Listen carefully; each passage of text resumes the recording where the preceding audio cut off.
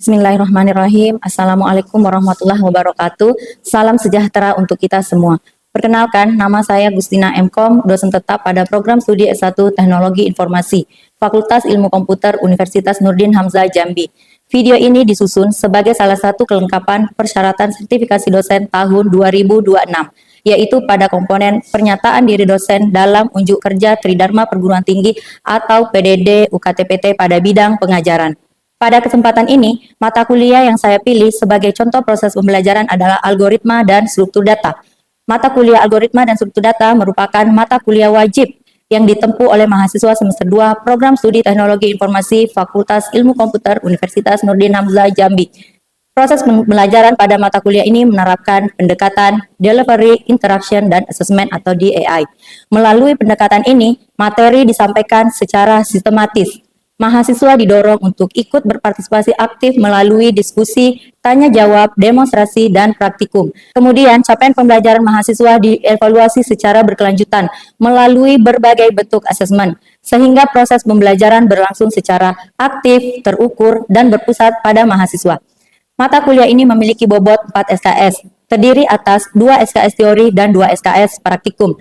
Adapun deskripsi mata kuliah ini adalah membekali mahasiswa dengan kemampuan berpikir algoritmik melalui perancangan algoritma menggunakan flowchart, pseudocode, serta implementasinya ke dalam pemrograman bahasa Python. Pelajaran mencakup analisis efisiensi algoritma, rekursi, serta penerapan berbagai struktur data seperti list, stack, queue, tree, dan graph untuk menyelesaikan berbagai permasalahan komputasi. Selain itu, mahasiswa juga mempelajari algoritma searching dan sorting, termasuk melakukan analisis kinerja algoritma melalui studi kasus dan pengayaan materi yang diintegrasikan dengan hasil penelitian dosen. Melalui perpaduan pembelajaran teori dan praktikum, mahasiswa diharapkan mampu menyusun solusi yang logis, sistematis, efisien, serta bertanggung jawab sesuai dengan etika akademik. Sebagai luaran pembelajaran, mahasiswa menghasilkan berbagai artefak berupa program, dokumentasi, atau laporan singkat, data pengujian, serta pengelolaan kode program yang tertata dengan baik sesuai prinsip etika akademik. Pembelajaran dilaksanakan selama 16 kali pertemuan, 14 kali pertemuan proses pembelajaran, dan 2 kali pertemuan evaluasi atau ujian, yaitu ujian tengah semester dan ujian akhir semester, dengan penilaian berbasis kinerja melalui tugas, praktikum, kuis, ujian praktik, dan problem-based learning dan project-based learning. Adapun capaian pembelajaran lulusan Prodi S1 Teknologi Informasi yang dibebankan pada mata kuliah ini adalah CPL yang pertama, menguasai fondasi TI, pemrograman, struktur data, basis data, jaringan, sistem operasi, serta prinsip rekayasa perangkat lunak sebagai dasar pengembangan produk digital web dan mobile. CPL yang kedua, taat hukum, disiplin, menginternalisasi etika akademik, serta bertanggung jawab atas pekerjaan di bidang keahliannya secara mandiri. CPL yang ketiga, mampu berpikir logis, kritis, sistematis, dan inovatif untuk menyelesaikan masalah di bidang TI dengan memperhatikan nilai humaniora. CPL yang keempat, mampu mengambil keputusan secara tepat, berbasis analisis data, informasi, serta menunjukkan kinerja mandiri yang bermutu dan terukur. Adapun capaian pembelajaran mata kuliah ini adalah, yang pertama, mahasiswa mampu menjelaskan konsep algoritma dan struktur data, serta perannya dalam pemecahan masalah komputasi secara logis dan sistematis. CPMK yang kedua, mahasiswa mampu merancang solusi algoritmik menggunakan flowchart dan pseudocode yang benar dan terukur untuk menyelesaikan permasalahan sederhana hingga menengah. CPMK yang ketiga, mahasiswa mampu mengimplementasikan algoritma ke dalam program Python berdasarkan flowchart dan pseudocode yang telah dirancang serta melakukan validasi logika program. CPMK yang keempat, mahasiswa mampu menganalisis efisiensi algoritma dan memilih solusi yang tepat berdasarkan kompleksitas waktu dan ruang secara konseptual. CPMK yang kelima, mahasiswa mampu mengimplementasikan dan menggunakan struktur data dasar dan lanjutan seperti list, stack, queue, tree, dan graph untuk menyelesaikan studi kasus pemrograman. CPMK yang keenam, mahasiswa mampu menyelesaikan studi kasus atau mini project, algoritma, dan struktur data secara bertanggung jawab, jujur, dan sesuai etika akademik, termasuk dokumentasi pengujian program. Materi pembelajaran pada mata kuliah ini disusun secara bertahap, meliputi yang pertama, konsep dasar algoritma dan struktur data, logika dan alur penyelesaian masalah, flowchart dan pseudocode, translasi algoritma ke program Python. Yang kelima, analisis dan efisiensi algoritma. 6, rekursi. 7, abstrak data type. 8, struktur data list. 9, struktur data stack. 10, struktur data queue. 11, algoritma pencarian. 12, algoritma pengurutan. 13, struktur data graph. 14, struktur data tree. Dan yang terakhir, studi kasus penerapan algoritma dan struktur data. Penilaian pembelajaran dilaksanakan secara berkelanjutan sesuai dengan capaian pembelajaran mata kuliah. Setiap bentuk asesmen dinilai menggunakan rubrik penilaian yang telah disusun berdasarkan indikator capaian pembelajaran, sehingga proses penilaian berlangsung secara objektif, transparan, dan terukur. Mengacu pada kebijakan akademik Program Studi Teknologi Informasi Universitas Nurdin Hamzah, komponen penilaian akhir terdiri atas kehadiran sebesar 10%, tugas sebesar 20%, UTS sebesar 30%, ujian akhir semester sebesar 40%. Seluruh komponen dinilai diinput melalui siakat, sehingga nilai akhir mahasiswa dihitung secara otomatis sesuai dengan bobot penilaian yang telah ditetapkan.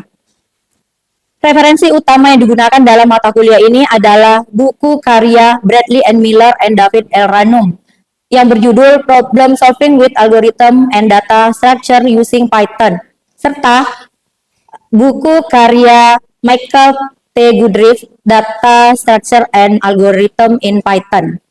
Referensi pendukung meliputi dokumentasi resmi Python, buku-buku algoritma dan struktur data berbasis Python, serta berbagai artikel ilmiah yang relevan. Sebagai bagian dari integrasi pembelajaran dengan penelitian, saya juga memanfaatkan hasil penelitian yang telah saya lakukan yang berjudul Analisis Kinerja Algoritma Bubble Selection dan Insertion Sort menggunakan Python pada data mahasiswa sebagai contoh analisis studi kasus. Dengan demikian, mahasiswa tidak hanya mempelajari teori, tetapi juga memperoleh gambaran penerapan algoritma melalui hasil penelitian yang relevan. Pada video ini, saya akan menampilkan cuplikan proses pembelajaran pertemuan ke-10 dengan materi struktur data queue atau antrian. Demikian gambaran singkat mengenai mata kuliah algoritma dan struktur data yang saya ampuh. Selanjutnya, saya persilahkan untuk menyaksikan cuplikan proses pembelajaran yang telah saya laksanakan. Selamat menyaksikan. Terima kasih.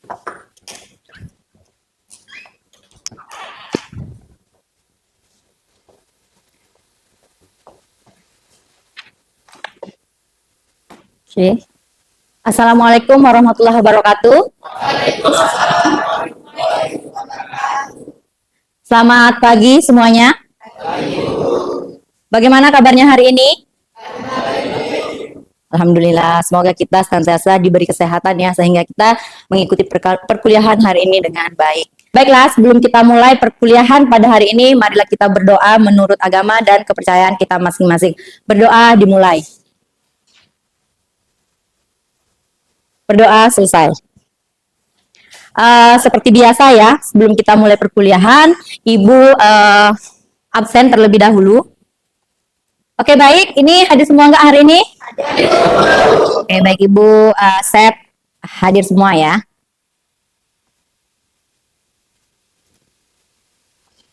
Oke, saat absensi kita.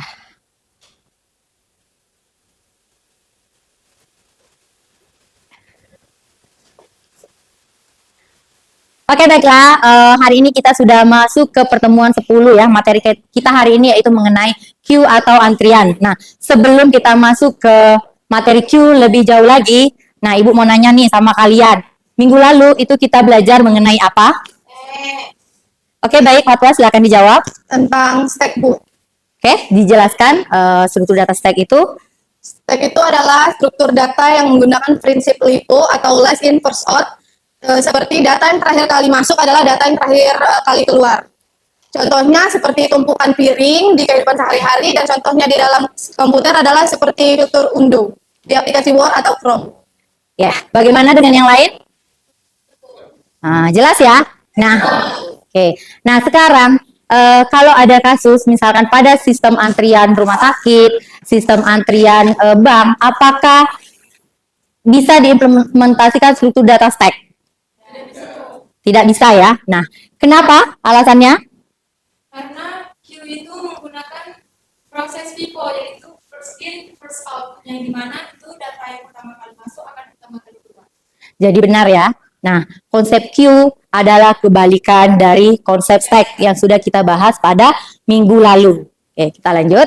Nah, capaian pembelajaran hari ini artinya setelah mengikuti materi hari ini, kalian diharapkan mampu. Yang pertama, memahami konsep antrian dan prinsip first in, first out dari Q. Yang kedua, kalian melakukan analisis penerapan antrian pada sistem nyata yang akan dibahas nanti ya. Kemudian selanjutnya itu adalah kalian mengimplementasikan operasi-operasi Q yang kita bahas nanti ke dalam bahasa Python ya. Kemudian yang terakhir, melalui case-based learning kalian akan merancang program sebagai solusi pemecahan masalah dari studi kasus yang akan kita bahas. Nah, sebelum kita masuk ke operasi-operasi Q, sekarang silakan kalian perhatikan slide pada slide ini ya. Sebelah kanan ini adalah konsep Q dan sebelah kiri adalah konsep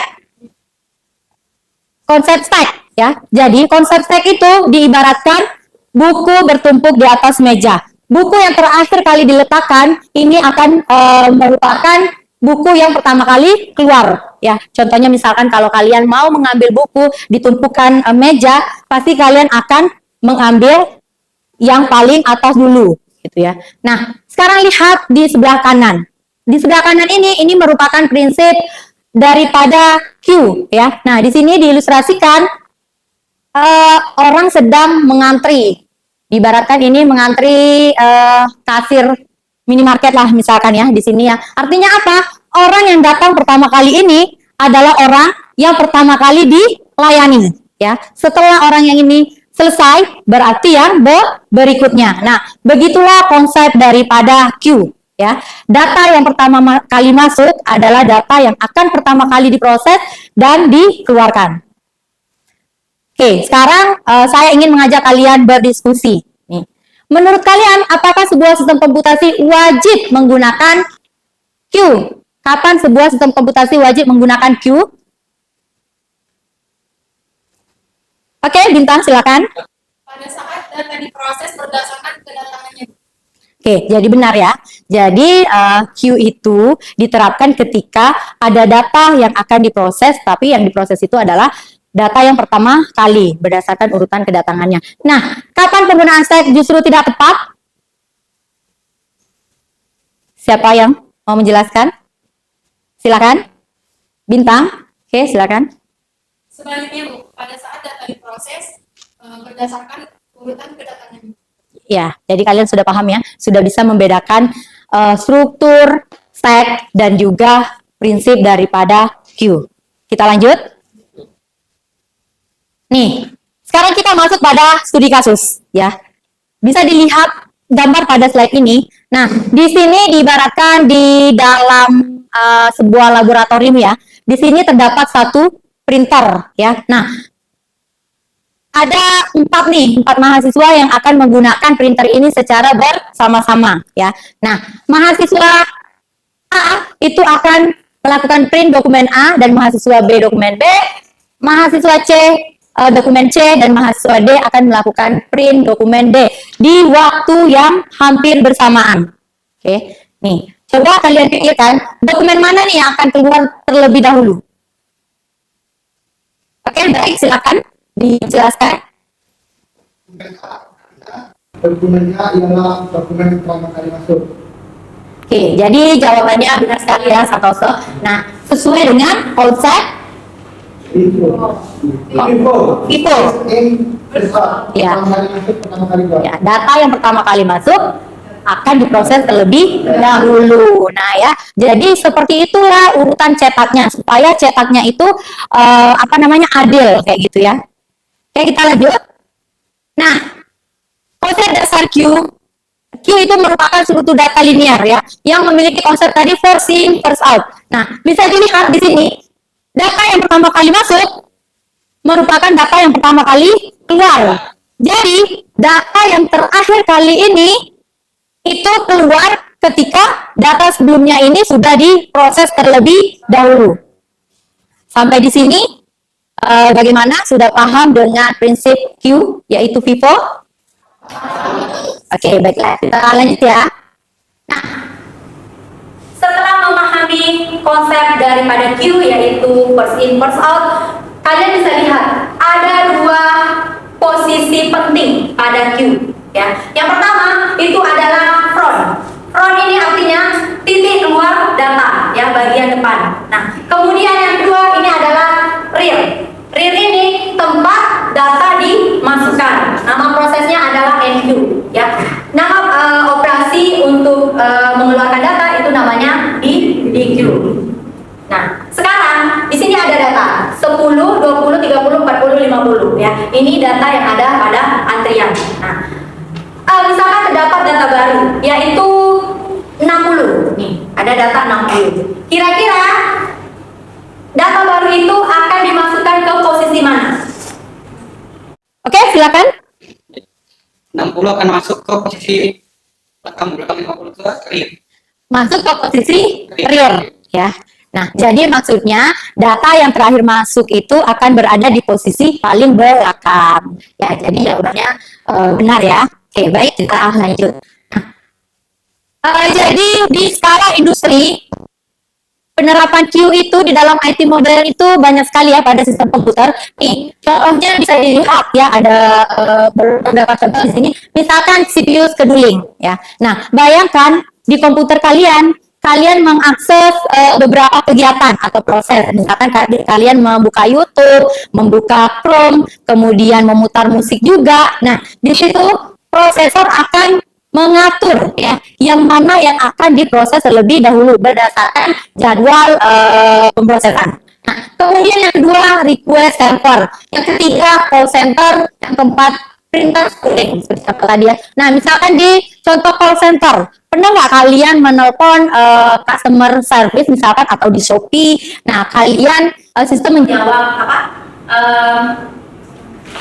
Otomatis kan sistem menjawab panggilan sedang dialihkan, gitu ya. Tunggu sebentar. Pernah nggak? Nah, pernah kan? Artinya di situ ada struktur queue, ada struktur antrian. Karena sistem sedang sibuk. Nah, siapa yang mengantri terlebih dahulu di situ nanti itu yang akan disambungkan. Jadi seperti itu. Penerapan queue ini banyak sekali pada sistem komputasi. Oke, baik, kita lanjut. Nah, sekarang kita masuk ke operasi-operasi queue. Ya, yang pertama operasi NQ. Ya. Operasi NQ ini adalah operasi penambahan data ke dalam queue. Ya, nah kalian bisa lihat di sini ada ilustrasi ya, ada data A, B, C. Ya, nah kemudian ketika ada data baru yang masuk yaitu D, nah D ini akan masuk dari bagian rear, bagian belakang queue ya. Otomatis posisi rear ini berpindah ke D. Jika ada data baru lagi yang masuk misalkan E, maka E itu akan masuk melalui posisi rear atau posisi paling belakang. Nama operasinya adalah NQ. Oke. Nah, implementasi di Python bisa kalian lihat di sini. Nah, di sini ada Q dengan elemen datanya A, B, C, D. Nah, implementasi pada Python itu adalah append ya. Here append D ini artinya apa? Menginputkan atau memasukkan data ke dalam queue ya. Append itu artinya di akhir list gitu ya. Jadi pada bagian belakang listnya. Oke, kita masuk ke operasi kedua, yaitu operasi penghapusan atau pengeluaran data pada queue. Nama prosesnya atau operasinya yaitu di queue. Nah, di sini kalian bisa lihat nih ilustrasi ini. Nah, pada ilustrasi ini kalian bisa lihat di sini ada A, B, C, D. Nah, ketika dilakukan operasi di queue, artinya apa? Data A ini akan dikeluarkan, diambil dan dikeluarkan. Dan posisi front itu berpindah ke B. Untuk implementasi di Python itu adalah Q top 0. Nah, implementasi top 0 ini juga sudah kita bahas pada struktur data yang lain ya, seperti stack. Nah, sekarang Ibu mau nanya nih, mengapa pada Python ini menggunakan angka 0 di dalam kurung top? Oke, baik, silakan. Untuk menghapus elemen pertama. Jadi, arti 0 ini adalah elemen pertama daripada queue atau list ya. Oke, sampai di sini. Bagaimana? Paham ya? Operasi dasar. Operasi sudah 2 operasi yang kita bahas, yaitu tadi NQ. Operasi apa NQ? Menambahkan data pada Q. Yang kedua operasi DQ, yaitu menghapus elemen pada Q. Oke, baik. Sekarang kita lanjut. Nah, sekarang kita masuk ke implementasi Python-nya ya. Kita masuk ke FS Code. Silakan dibuka laptopnya. Mengimplementasikan Q dengan menggunakan kelas ya. Nih, kita menggunakan kelas. Artinya apa? Ya, kita membuat kelas dengan nama Q ya.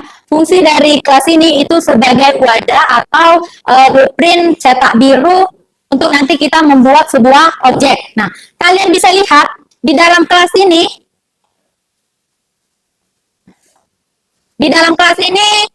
kita di sini ada beberapa metode ya, ada 4 metode. Artinya apa?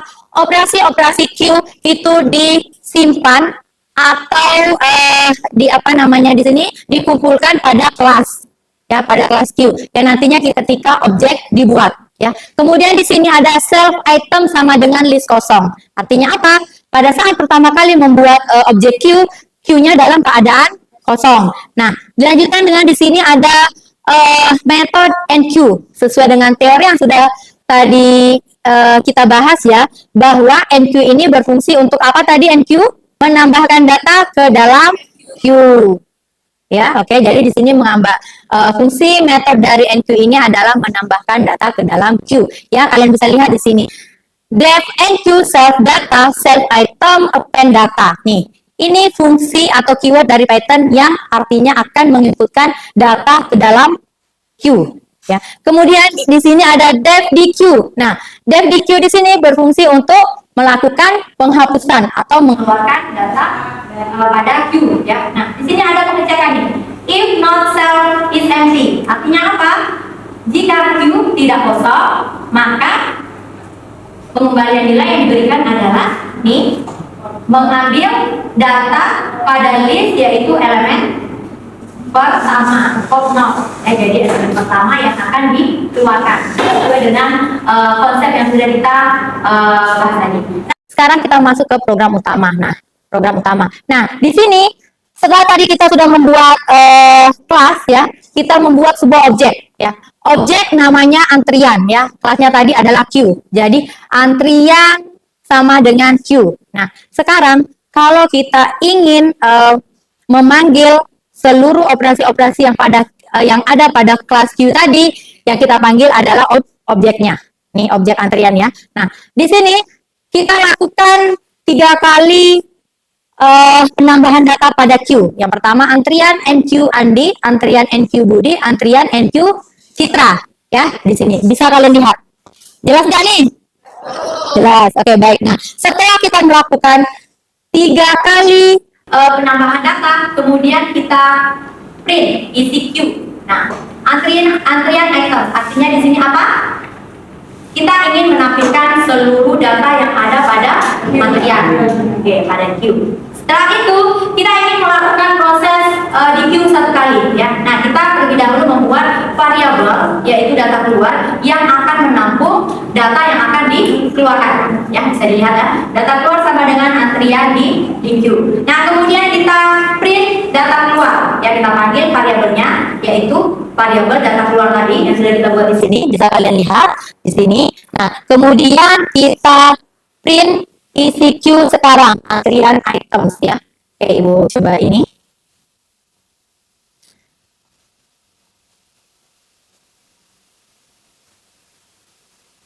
Jelas nggak nih? Lihat dari sini kita ini kan dulu sedikit ya. Ya, jadi sama ya. Bintang sama Desi ini jawabannya benar sekali. Jadi kenapa data ini pertama kali keluar? Karena Andi itu merupakan data pertama kali diinputkan.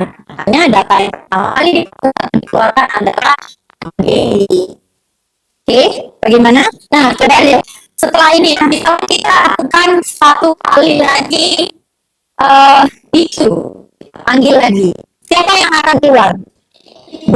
Budi ya. Nah, jadi yang keluar itu adalah Budi. Yang sekarang yang berada di paling depan itu adalah Budi. Oke, sampai di sini jelas atau ada yang mau ditanyakan? Oke, baik, sekarang lanjut ke slide lagi ya. Nah, sekarang nih, ini mungkin slide yang kalian tunggu-tunggu ya.